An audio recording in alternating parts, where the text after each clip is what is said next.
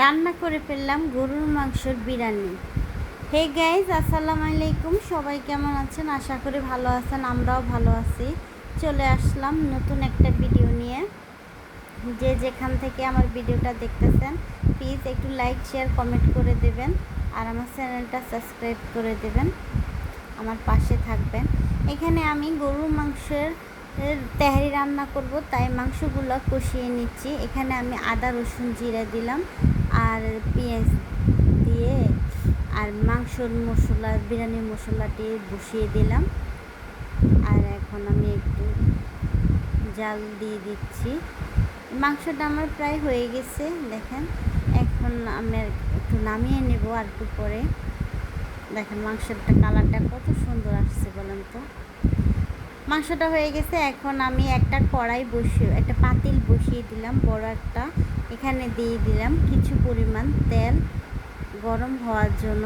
আর এখন দিয়ে দেব কিছু পরিমাণ ঘিগুলো আমরা পাবনা থেকে আনছিলাম। ঘিগুলো আসলে অনেক ভালো, গরম ভাত দিয়ে খেলে আরও টেস্টি লাগে। আপনারা কিন্তু ঘি গরম ভাত দিয়ে খেয়ে দেখবেন, আসলে অনেক মজা লাগবে। আমি ঘি দিয়ে তেহারি, পোলাও রান্না আসলে অনেক মজা হয়। আমি ঘি দিয়ে রান্না করি পোলাও আর তেহারি, বিরিয়ানি এগুলা। এখন আমার ঘিগুলা গলে গেছে, দেখেন। আমি এখন পেঁয়াজ দিয়ে দেব। এখানে আমি প্রায় 2 কাপ পেঁয়াজ দিলাম, দিয়ে একটু ভালোভাবে নাড়াচাড়া দিয়ে দিলাম।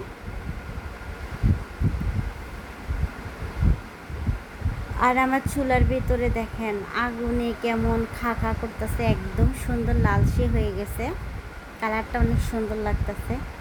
এখানে পেঁয়াজগুলো আমার বাদামি কালার হয়ে যেতেছে।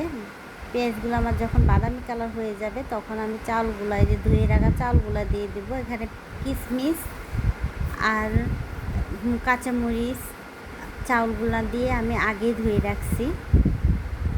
চাউলগুলো আগে ধুয়ে রাখলে ভালো হয়, তাই ধুয়ে রাখলাম। আমি কিন্তু মাংসের মধ্যে 1 পা দুধ দিলাম। এখন এই পোলাওর মধ্যে 1 পা দুধ দেব। প্রায় আধা কেজি দুধ হয়েছে। আমি গরুর দুধ দিয়ে রান্না করি, আমার মজা লাগে। আপনারা চাইলে প্যাকেটের দুধ দিয়ে রান্না করতে পারবেন। পেঁয়াজগুলো আমার বাদামি কালার হয়ে গেছে। এখন আমি চাউলগুলো দিয়ে দেব, দিয়ে একটু ভালোভাবে নাড়াচাড়া দিয়ে দিলাম। দেখেন একটু ভালোভাবে ভাজলে আমার বিরিয়ানির ঘ্রাণটা অনেক সুন্দর আসবে, তাই আমি একটু ভালোভাবে ভেজে নিচ্ছি।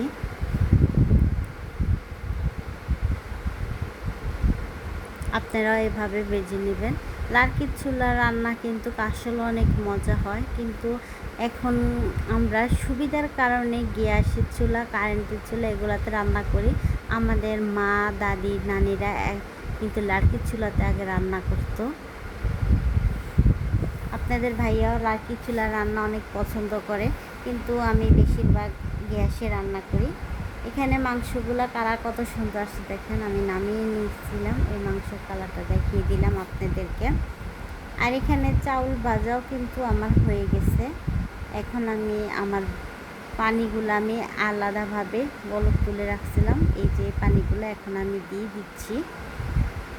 আপনারা কিন্তু চাইলে ঠান্ডা পানি দিতে পারেন, কিন্তু গরম পানি দিলে একটু ভালো হয়, তাড়াতাড়ি বলকটা উঠে যায়, তাই আমি গরম পানি দিয়ে দিলাম।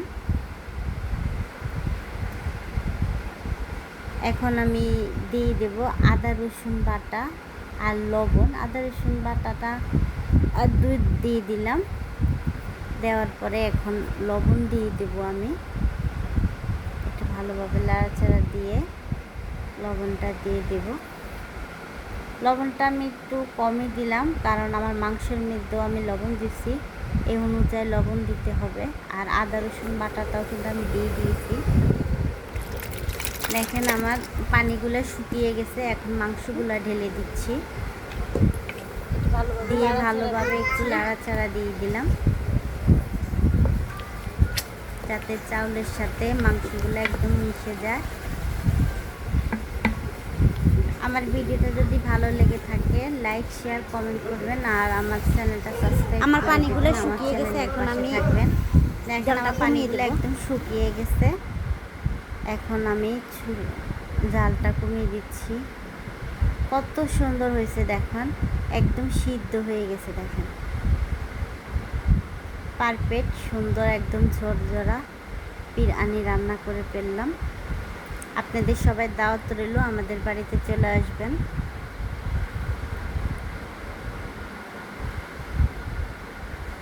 আল্লাহ হাফেজ।